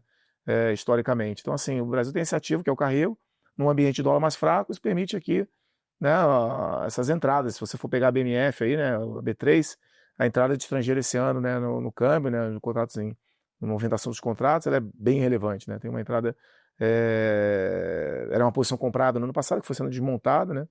E é uma venda de dólar net nesse ano bastante importante na bolsa, né? Então, a gente, olhando como a gente está desenhando o portfólio aqui, que a gente tinha uma visão assim que eu acho que a bolsa, olhando hoje como está o mercado, eu acho que tem algumas oportunidades aqui, né? Eu acho que essa perspectiva de que a gente vai conviver com dados mais fracos lá fora no horizonte próximo, né?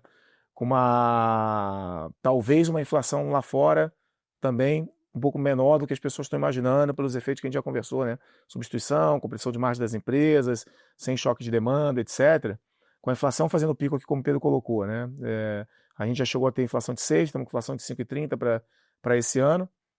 A inflação veio com um qualitativo melhor, né? O serviço que estava rodando a 7 está rodando agora a 6. Né? Parece que assim, o ciclo está aí na bica de acabar. Se eu tivesse no Banco Central, eu nem subiria os juros, mas acho que vão subir por conta da comunicação, por causa do guidance, etc e tal, para não perder o benefício do guidance, né? De, pô, próxima vez que a gente fizer, vai ser respeitado porque a gente seguiu o book, né? Então, acho que 25 ou 50 aí, talvez tenha até probabilidades parecidas aí para a próxima reunião. Então, acho que o ciclo está na bica de se encerrar. E uma vez encerrado o ciclo, com esse ambiente externo, eu acho que o mercado vai fletar com uma quantidade de corte que vai haver em algum momento à frente, né? Então, historicamente, o mercado coloca ali 300 bases, 350 bases, chegou a colocar no último ciclo 450 bases. O pessoal, né, achava, a gente chegou a achar, inclusive, né, que o giro poderia voltar ali para 9, 8,5, né? 8,5 e tudo. Então, você pode, o mercado naquele momento, no começo do primeiro corte de juros do Banco Central, nesse último ciclo recente, o mercado chegou a colocar 450 pontos, né? Então, depender do cenário externo, o mercado não pode colocar, eventualmente, né? Se você tiver num cenário de corte de juros para do Fed, etc., acho que pode acontecer. Então, acho que aqui parece ter uma oportunidade, né? A gente ficou fora das bases durante muito tempo. E semana passada a gente voltou a comprar um pouco de NTNB, a gente tem trabalhado mais aplicado, zerado aqui nos juros no Brasil. Eu acho que talvez aqui a gente já tenha visto o pico de pioras das NTNBs, aí salvo, né, uma derrapada uma bizarrice do governo, aí, uma coisa muito fora do radar, talvez a gente consiga trabalhar com juros reais menores para frente, assim, acho que com juros nominais e reais, né? A inflação implícita ainda é relativamente alta, então o nominal também acho que tende a performar bem nesse ambiente global, né? Com fechamento de ciclo, encerramento de ciclo aqui no Brasil, com essa melhora da dinâmica da inflação. Eu, particularmente, talvez o Pedro também, eu não acreditava que a inflação fosse dar essa acalmada, mas você teve uma apreciação cambial, você teve aqui essa melhora em serviço, assim, você pega aqueles núcleos lá do diretor lá que gosta de acompanhar, né, o Diogo, a parte de ligada a trabalho, mercado de trabalho, pô, já deu uma boa inflexionada. Ainda são patamares altos, obviamente, não permite você cortar juros, nada, mas assim, diante de um cenário externo desenhado, o mercado pode precificar os cortes lá e os cortes acontecerem ou não, né? Então, provavelmente, como o Pedro colocou, acho que o limitador aqui da precificação desses cortes vai ser um pouco, talvez lá na frente, como o mercado vai estar enxergando a possibilidade de uma reforma lá na frente, né, com o próximo governo. Então, talvez por não ter essa certeza com relação às reformas, talvez essa precificação não seja tão agressiva como chegou a ser no passado, né? Então, mas essa precificação dos 450 pontos foi o governo Lula aí, né? Foi no passado recente. Então, assim, não diria que o mercado pode sonhar com um ciclo assim relevante. Então, acho que tem uma oportunidade nesse momento aqui nos juros. Acho que a moeda está atrativa, uma moeda que você pega assim, qual que é a moeda que eu vou comprar, né? Fala assim, pô, não quero ficar no dólar, vou ficar em quê, né? Eu tenho dificuldade de saber, assim, né? De, comprar o ouro tá super, ultra... Conversa que eu tenho com o Pedro aqui quase diariamente, acho que o ouro tá caríssimo, né? Super caro em relação a qualquer métrica, ele bate qualquer ativo, qualquer janela. Pode subir mais? Pode, mas assim, já para mim já me... Tem dificuldade de fazer o valuation do ouro, eu tento olhar ele no relativo a outros ativos e falar, cara, o que ele se valorizou é uma bizarrice perto de empresas maravilhosas que crescem lucro, pagam dividendo, fazem buyback, né? E o ouro não tem nada disso, não tem juros, não tem buyback, não tem crescimento de lucro, né? Então, tem dificuldade, assim. Então, você fica, pô, aonde você vai alocar o seu dinheiro na margem? E se entrar um pouco de dinheiro no Brasil, para pegar esse carry, sabe, esses juros aí na ponta aí de quase 15%, você pode ter uma melhora ainda adicional do câmbio, né? Então, acho que o câmbio, os juros, eles estão eu diria que um pano de fundo, assim, por conta do global, né? Acho que isso é importante de frisar, assim, é muito por conta do global. Se fosse pegar pela economia local, Brasil, né? Pô, um nível onde está a inflação, um nível onde está a atividade, como o Pedro colocou bem, você teria várias ressalvas, né? Principalmente na parte de juros. Mas com o ambiente global, finalizando um ciclo, né, aqui, né, e a inflação já inflexionando, eu acho que a combinação aí de uma posição mais otimista no câmbio e nos juros. E aí, como é que você se protege dos solavancos aqui? Eu acho que a Bolsa andou na frente. Talvez por conta desse ânimo da eleição, é uma suposição, não tenho certeza. Talvez porque tivesse muito amassada nesse passado recente, né? Sofreu muito no final do ano passado, por conta de resgates, etc. Mas se você pegar na janela recente, a Bolsa andou bastante e a B não andou quase nada, né? Então, numa relação risco-retorno, me parece que a B está bem mais atrativa que a Bolsa aqui. Então, talvez a Bolsa ela tenha andado um pouco mais aí no curto prazo, ela pode funcionar, até porque a Bolsa tem que desafiar, ela tem um desafio de ganhar do CDI, né? Então, e ela já subiu um tanto, né? Então, acho que ela está mais alta com o CDI para comer pela frente. Então, talvez a Bolsa pode se compor um bom hedge aqui, contra uma posição de câmbio, ou contra uma posição de pré, na nossa visão. Mas também com o disclaimer que a Bolsa, com essa realocação de portfólio, entrar um pouco de dinheiro internacional na Bolsa, faz grandes movimentos, né? Então, tem que estar atento nesses fluxos, assim. Mas, em geral, eu diria que ficaria um pouquinho mais inclinado para ter posições em câmbio e juros real e nominal e menos em bolsa, assim, seria mais ou menos a cabeça nesse momento. Perfeito. Você tem mais alguma pergunta? Não, eu tô bem feliz, na verdade, porque é um sinal de que o Guerra tá com a cabeça parecida à minha. Que milagre é esse? O horizonte é diferente. Sempre tem isso. E o bolso também. O bolso também. De fato. Mas que eu queria amarrar aqui de um jeito diferente. A gente normalmente no final dos Stock Pickers faz perguntas capciosas, mas eu quero fazer só uma que na verdade é dar um palco para vocês, para dar uma oportunidade de falar sobre um assunto super em voga no mercado financeiro que é pouco discutido. Bom, com essas movimentações que a gente citou aqui em relação ao cenário e aos ativos locais, uma característica super clara foi a mudança de patamar de remuneração da renda fixa, né? A renda fixa passou a pagar taxas super atrativas. A gente tem uma série de produtos no Brasil disponíveis que são isentos de imposto de renda e que eu acho que ali é a verdadeira competição de qualquer gestor. Talvez não seja nem o CDI, né? É a LCI, a LCA do banco lá que está pagando sei lá quanto mais inflação isento de imposto.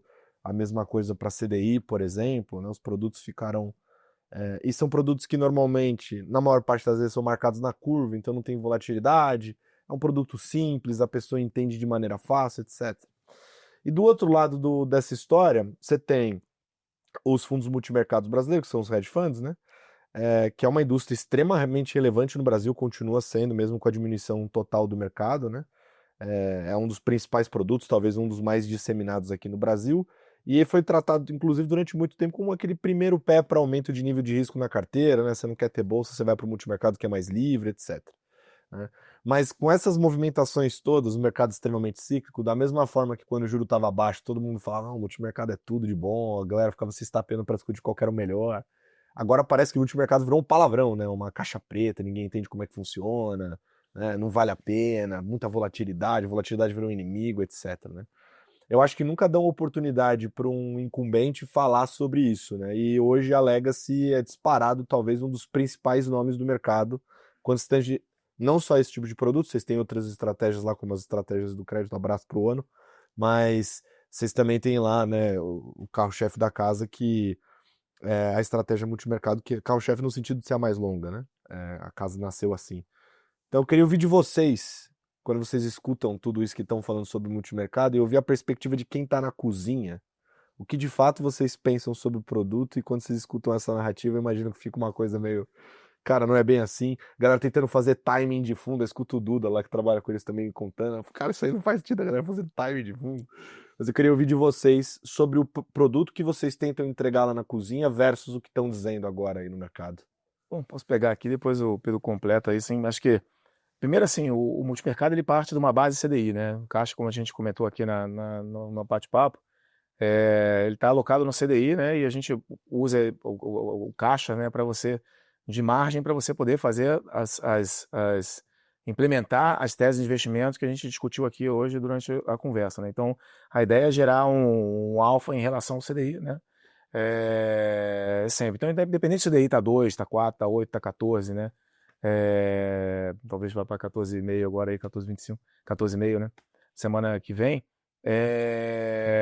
A ideia aqui é sempre gerar um retorno acima do CDI, né? Então, acho que patamar dos juros, obviamente, quanto mais fica os juros, mais alto tá os juros, talvez uma composição de portfólio, né, o cliente possa falar assim, pô, eu preciso correr menos risco para ter aquele taxa nominal, o retorno total equivalente, né? Então, com juros mais baixos, claro, eu preciso tomar um pouco mais de risco, vou lá alocar um pouco mais no multimercado. Mas, na tese, né, na média, se você correr uma volatilidade aí 7, 8% com um bom Sharpe, você consegue dar ali o CDI mais 7 para o cliente de retorno. O fato é que teve, né, 2 anos que a indústria performou um pouco pior, acho que acontece, né, não foi a primeira vez, não foi o primeiro ciclo, né, mas a verdade é que numa janela mais longa a indústria ela acaba entregando, né, o Brasil tem essa vantagem, tem várias casas sofisticadas, né, com boas equipes, né, e é um produto que acaba casando bem na carteira de um cliente, um conceito da diversificação.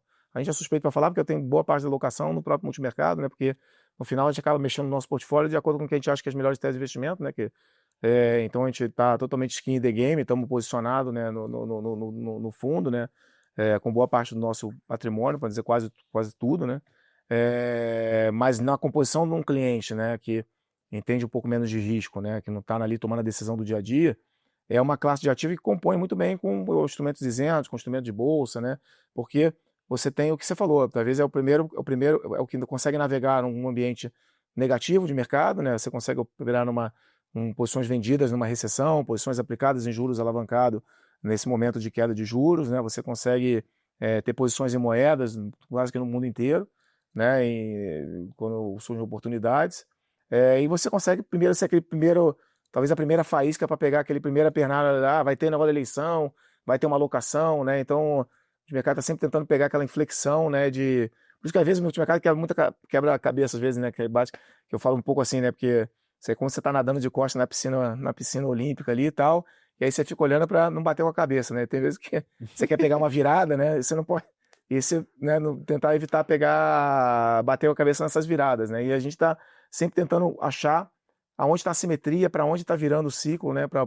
Tem um game de eleição, vai ter uma virada realmente na eleição. A gente já está trabalhando com o Pedro lá já, né? Estamos vendo pesquisa, estamos né, já falando com político, com consultor, etc. Já estamos se estruturando para estar bem posicionado, bem preparado para o pré-eleição, né? Para a gente antecipar esse movimento, né? Então a gente quer fazer a virada ali antes de chegar na borda, né? Então a gente acho que é um produto que dá essa flexibilidade. Então ele combinado com alocações de renda fixa, alocações de mais longo prazo em renda variável, né?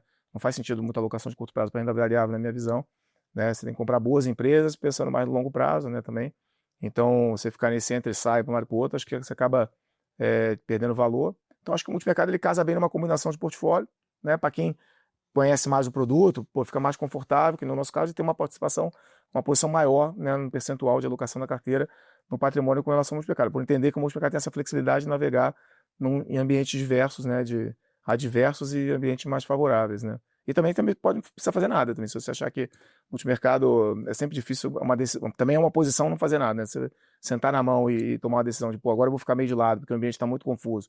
Esperar um pouco para ter uma certa clareza, encontrar uma simetria, também é uma virtude também, né? Então, é um produto que te permite estar zerado, comprado ou vendido, né? E diversificado. Então, acho que ele acaba compondo bem. Então, independente, obviamente, tem um pouco essa de olhar o passado recente, né, uma janela, outra janela e tal, e comparar com outros ativos, né, mas eu acho que no final, numa janela mais longa e com perspectivas para frente, né, tá investido com boas gestoras, com boas equipes, né, fazendo um bom trabalho, um bom apanhado, né, dos mercados, acho que você acaba achando boas assimetrias, boas teses e acaba compondo um bom retorno para frente.